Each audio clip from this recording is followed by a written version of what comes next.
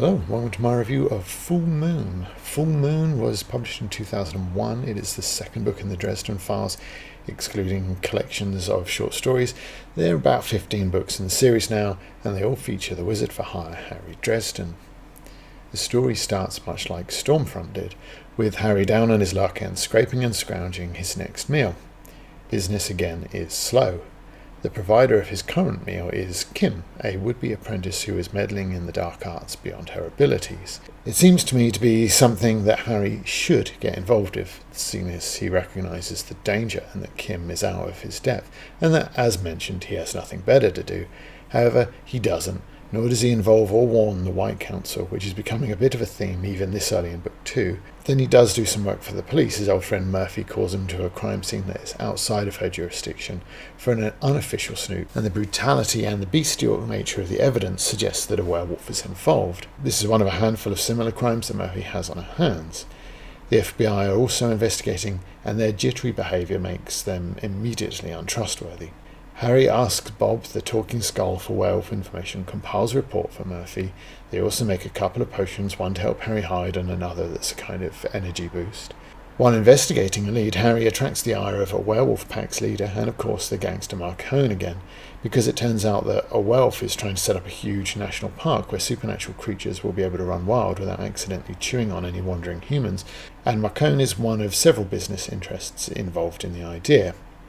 Murphy arrests a werewolf, a bigger, more demonic one than those of the pack that Harry has already encountered, and at the full moon she discovers she's going to need a bigger jail. The ensuing carnage is ended by Harry and the mightiest display of magic that we've seen yet in this series. However, the wolf demon escapes and Marcone announces that he has a letter from him saying that he'll be targeted on the next night. So all things converge on his estate for the finale. Now, I'm going to show some things on the screen here. There's just a number of passages I've taken from the book, and you can see they all deal with how serious, how important, how terrifying, and how dangerous the threat in this book is, okay? Butcher has clearly gone to an awful lot of effort to make this threat very real and very important. That is really important. We're going to return to this. So just have a look at these scroll on the screen at the moment and just consider them as we go through the review. I have to say that this book made a bit of a rod for its back on page 2, so it didn't take it long for it to rub me up the wrong way. Here's what it did. According to Mac, if you can't get up and walk over to pick up your own order, you don't need to be there at all. This is, of course, Mac's bar. But I believe that the kids today, they call this ableism, but I would call it ignorant. Add to that this passage is bracketed off from the main text. It's an aside and an irrelevant, insulting one. Not for the first or the last time, Butcher follows that up with something equally thoughtless or stupid. When discussing a spell, Harry says to Kim, "If you mess this up, a lot of people could get hurt." And she replies, "If I was planning on doing that, it's my business, not yours. You don't have the right to choose for me."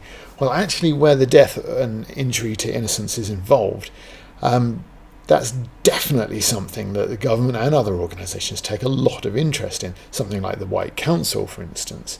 It's also why you can't buy plutonium in Asda or Walmart for our American friends. If your actions are likely to lead to a lot of people getting hurt and you consider it your choice and nobody else's, then you're a piece of at best, or a psychopath, I guess. Of course, we don't need to rely on the government in this instance because we do have that White Council, as Harry reminds us, to say nothing of what the High Council would think of a non-wizard toying with major summoning circles. The White Council didn't take chances with things like that. They just acted decisively, and they weren't always particular about people's lives and safety when they did. Of course, revisiting this sentence, having read the whole book, where dozens of people are killed by sorcery or sorcery-involved demons, and in which the mighty White Council plays no part whatsoever and takes no interest in at all, it kind of puts a different spin on things. But very little that Butcher writes is concerned with the consequences of what he writes.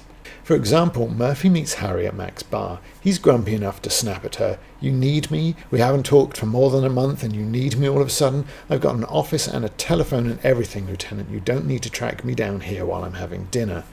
Well, the problem is, Harry, is that you're not in your office or near your telephone, so if Murphy wants to track you down, then she does quite literally need to go where you actually are, regardless of whether you're having your dinner there or not.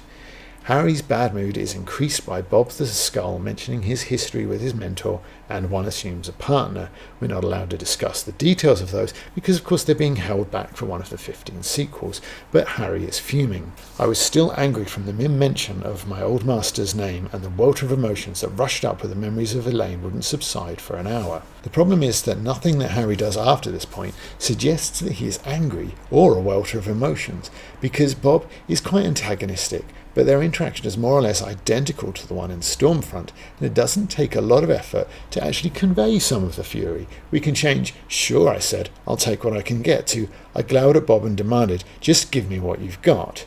"Thorough what?" I asked. We can change that to "What?" I snapped.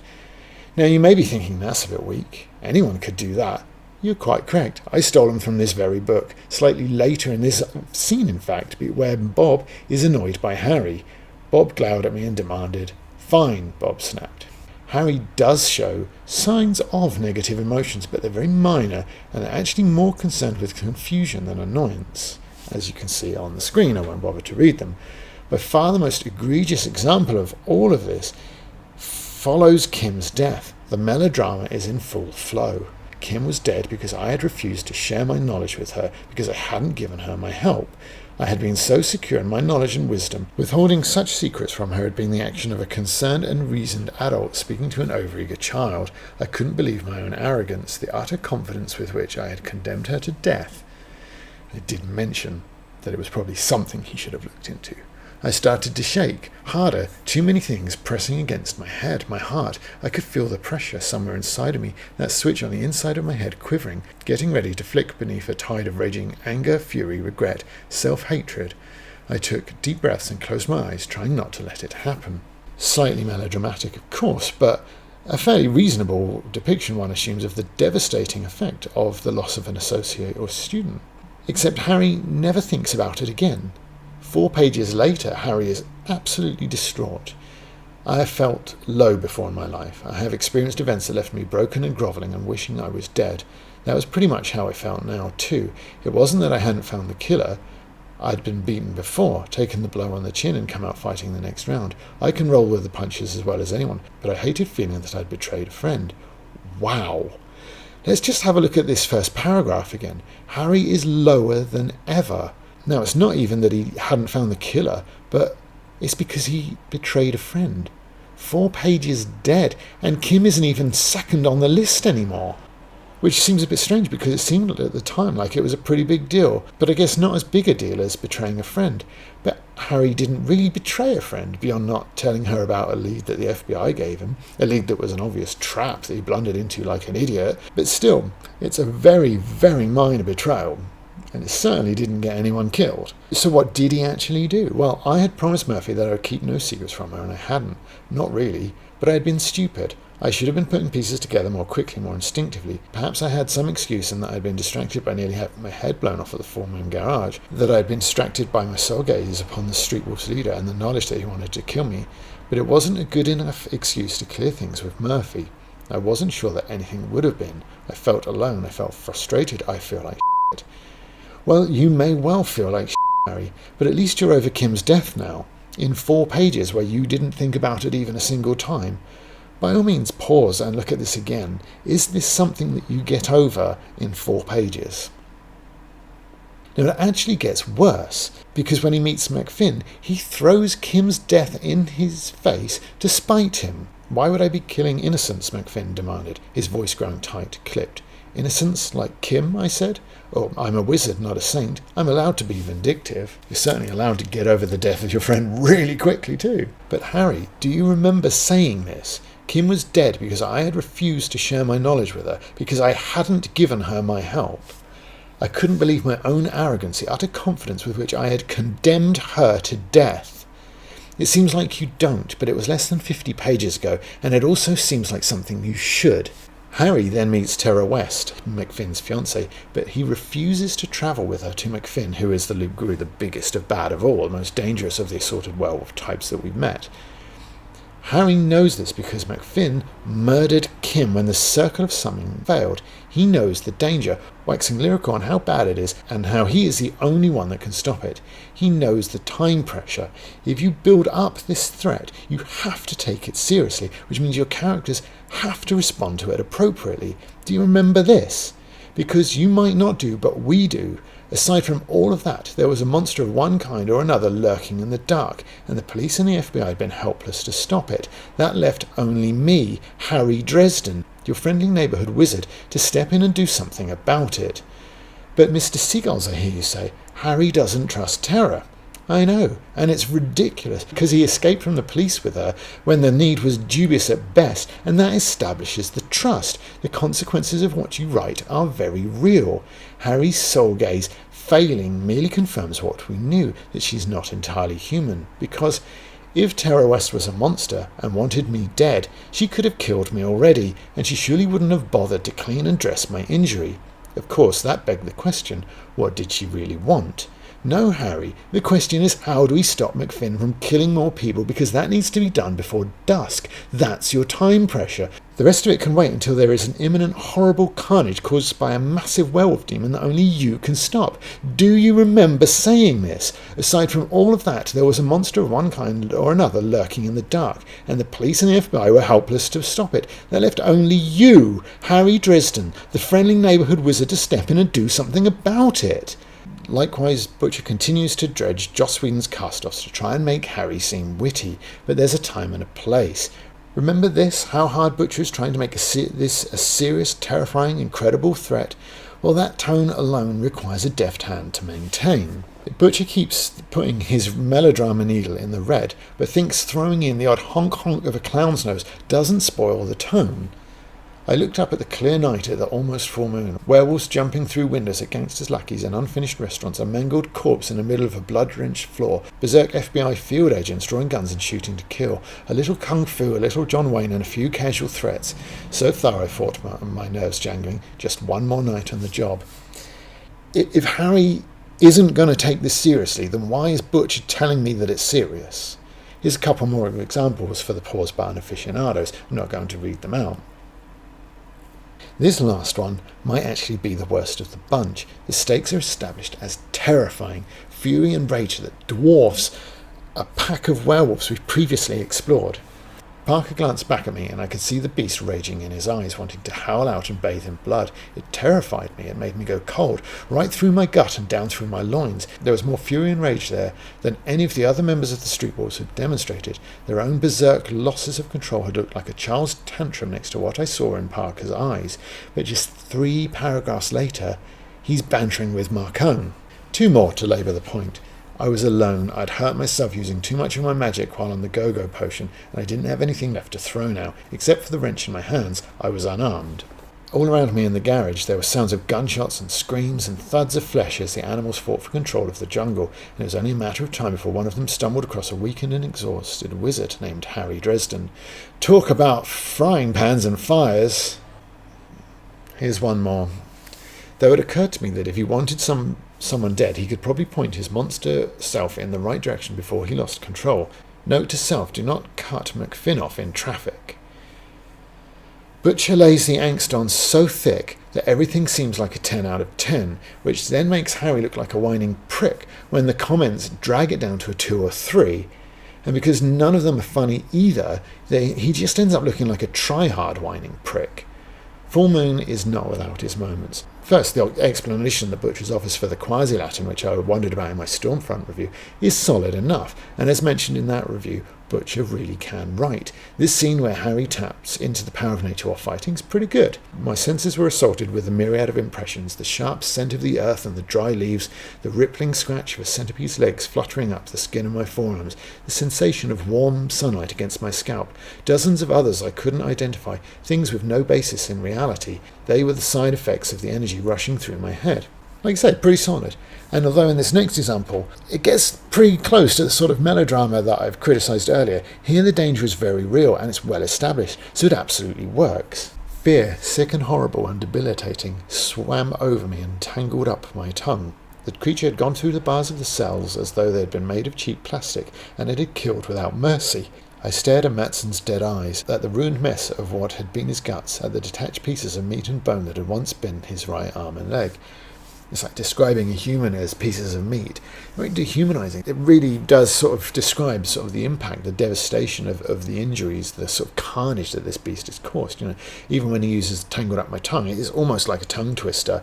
So it sort of give you that sense of the fear, sick, horrible, and debilitating that he was talking about. And all of this is made even stronger by the unintended consequences of Harry's potion, intended to help make him blend in. And actually, the scene that follows, though reminiscent of the scene where the Terminator attacks the police station, is really strong. It's by far the best moment in the series so far, and regardless of the length of my moaning about Harry, it's probably worth your money alone. The Loot Guru hurtled down the hallway, moving faster than I could have believed something so massive could move. Its claws gouged into the tile floor like it was soft clay. The walls shook around the beast as though its very presence was enough to make reality shudder. Blood-stained drool spilled from its foaming jaws and its green eyes blazed with hellish fury. Yeah, I really like that sense of the danger and the power that surrounds the Loot Guru, but I gotta ask, can anything called a Loot Guru be scary? I'm not sure about the mythology around the other types of werewolves that are mentioned, but I think I'd be inclined to stick two fingers up at them and just use Hexenwolf or any of Harry's other alternatives instead. But I guess there are some people who take werewolf stuff more seriously than I, so there's a fine line. Regardless, as in Stormfront, Butcher tries his best to ruin his own extraordinary work, and the banter and exposition interspersed with Murphy arresting Harry again is rubbish, and it threatens to drag down this scene, as does more horribly misplaced attempts at Joss Whedon-style humour. I could leave little red footprints on the floor and I started walking. I could taste the blood in my mouth from where I had bitten into my tongue, and I either had to spit or swallow. I swallowed. No comments, please. And this is worse than all of them. Power lanced out through the rod in a flood of scarlet light that charred a 6-foot circle of wall into powder and ash and sent it flying. I stepped through it, wishing for my duster for a second, just for the cool effect it would have. Now, is this scene supposed to be scary? Because it was set up as such, but now we're being silly. And who's there to see the cool effect anyway? In the second he's thinking about how tragic it is he can't be as cool as he wants, is that the second where this happens? The Loot Guru came round the corner after them, hauling one of the men down and ripping its claws across his spine with a simple savage motion that left the man quivering on the bloody tiles and hardly made the beast make a step. It set its eyes on the next man, one of the plainclothes SI detectives, and hamstrung him with a slash of its jaws. So one guy was killed and another badly hurt, but damn, I didn't get a cool effect that nobody would have been there to see. Who is the narratee of this book? Then we actually have some more quite good stuff. Through a series of walls within, each one shattering with a red brick roar, the beast is thrown through a series of walls, and the red brick roar, it really captures the staccato nature and the power of that effect. But then we get this. A slender young black man stood up from the floor of the cell the Loot Guru had smashed through and gawked at the hole in the wall, then followed the destruction back down the hallway to where I stood. "Damn," he said, and it had the same hushed tone to it as a holy word. Now, I know that this book was published in 2001, but I'm really glad that we've moved on from the black guy surveying some kind of carnage and going damn cliche. Butcher then follows up his best scene, and that I know I'm picking at it, but that definitely was the best scene by absolute miles. He follows that up with his worst scene. Harry dreams his own subconscious up in time for a little chat that's 50% risible banter and 50% plot recap in case this was all getting too confusing. Again, he tries to resurrect the idea that terror might be part of the big bad, but again, it's as laughable as it was before. Because Butcher has problems with women, or more specifically, I really hate the way he depicts women. All of them are perfect in their own way or their methods, and Dresden then hates himself for objectifying women, but objectifying them he does. Tara West, particularly in this instance, especially in the crap cliched naked dance she does to distract the police outside Harry's apartment, which takes place at a point in the story where Dresden still has his disappearing potion. There was a primal sort of intensity to her emotions, raw sexuality, feminine power coursing through her movements, her back arched as she spun and whirled, offering out her breasts to the chill rain, and her skin was slick and gleaming with water. Tara is consistently naked. I know that she's a werewolf and that she'd lose her clothes when she changes, but she never seems in a hurry to put them back on again. And when Harry turns his lecherous eye from Tara to Georgia to Ben, things are pretty consistent and consistently dumb. It's dumb because, like the cops distracted by Tara's dance, when the far more likely course of reaction would be to arrest her as a crazy person and or a really obvious distraction and then get on with their job, Harry is still obsessed with Ben's breasts even later on when she's trying to kill him. The silver-haired young woman dropped a gun and ripped off her shirt, revealing a torso that was impressive in a number of senses. Ben watched us, her eyes bright, her body muscled and firm in the moonlight, her breasts rather pretty and distracting as she breathed. My gaze followed the legs up, past the skirt to the magnificently bare-breasted torso. It's pathetic, it's creepy, and it's lecherous, and it's almost as stupid as the sort of... A lot of people are probably too young to remember, but in the 1980s, when people were trying to stop gay people from joining the army, one of the reasons was when the bullets start flying, they'll be too busy looking at their squad mates. It's just absolutely ridiculous and completely unbelievable. It was ridiculous then. But here we have, 20 years later, Harry doing exactly that, in mortal danger, constantly distracted by this woman's breasts. So not only is it a sign of some serious issues with femininity there that really need addressing, but is really quite annoying with it.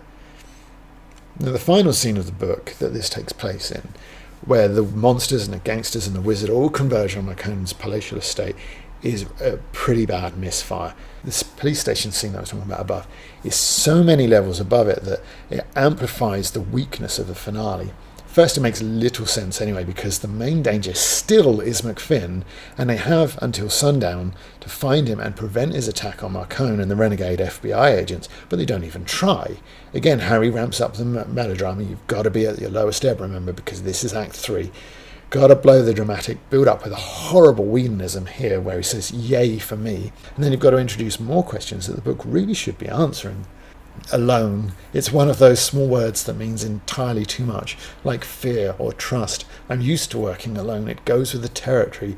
Wizards of my level and skill, well, my usual levels, are few and far between, maybe no more than 24 in the United States, with slightly higher concentration of them in Europe, Africa, and Asia.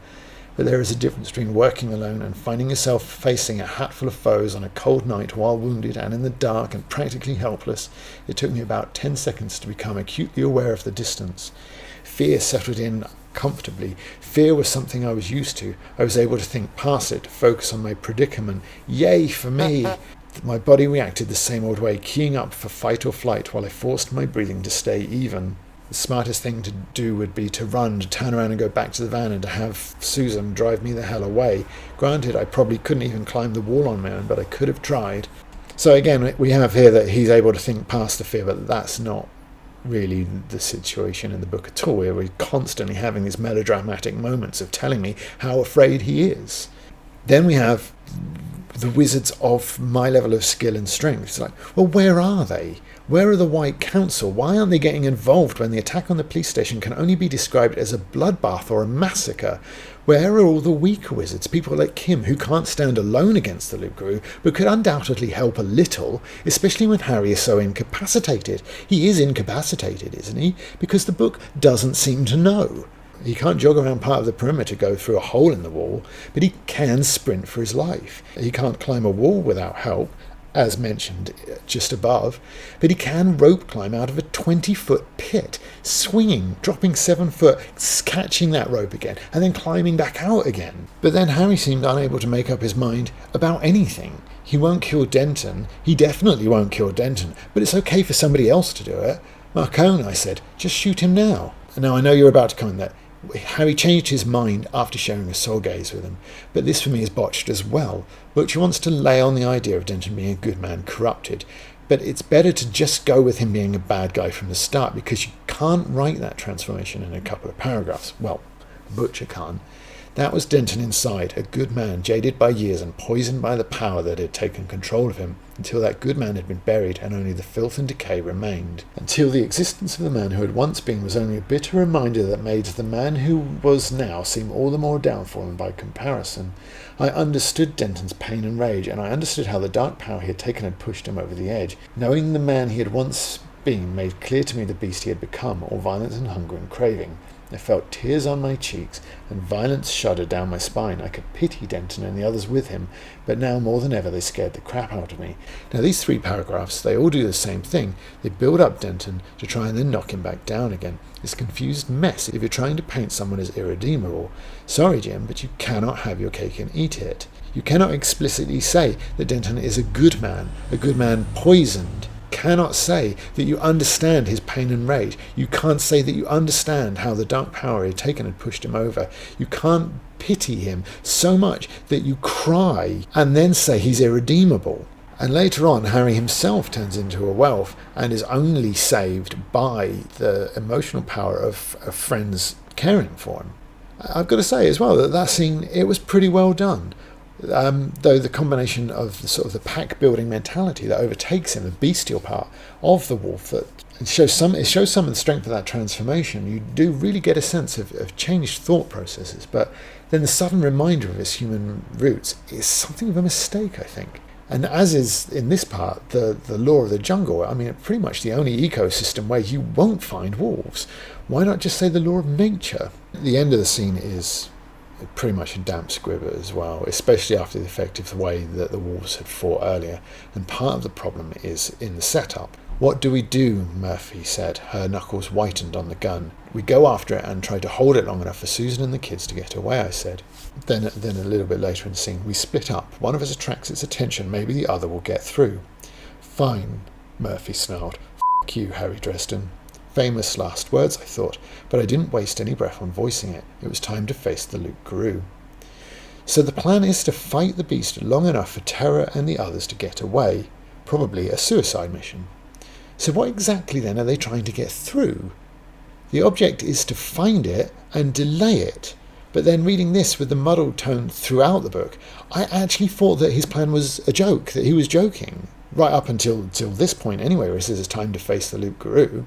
But the plan is a joke. They'd be better off staying together with Terror and the others and running, and if the beast finds them, then they do the valiant rearguard thing. Wandering around the enormous Marcone estate is as likely to end with the beast slipping by them and finding Terror and the others undefended as anything else. But by then I think Butcher had pretty much given up, because he doesn't even remember his own fight scene, or he's at least hoping that you won't. Marcone got arrested on general principles, but nothing stuck. Though everything had happened on his property, injuries to the FBI agents indicated that they had all done one another in, or been killed by an animal, except for Denton, of course. Oh, and McFinn, who was killed by Harry's spell and his silver pentagram. But that can't be explained away without magic being generally accepted by cops and the judiciary. So the only way, again, to have that cake and eat it is to brush it all aside and hope nobody reading notices that you are cheating them. While I don't dislike Butcher or his style, except perhaps those Whedonisms, I'm really starting to dislike Harry. He's a poor second fiddle in his own book, or is that even a poor fifth or sixth fiddle, because all the characters seem better equipped than he is to deal with the problems he faces. This is something I talked about in my review of Stormfront.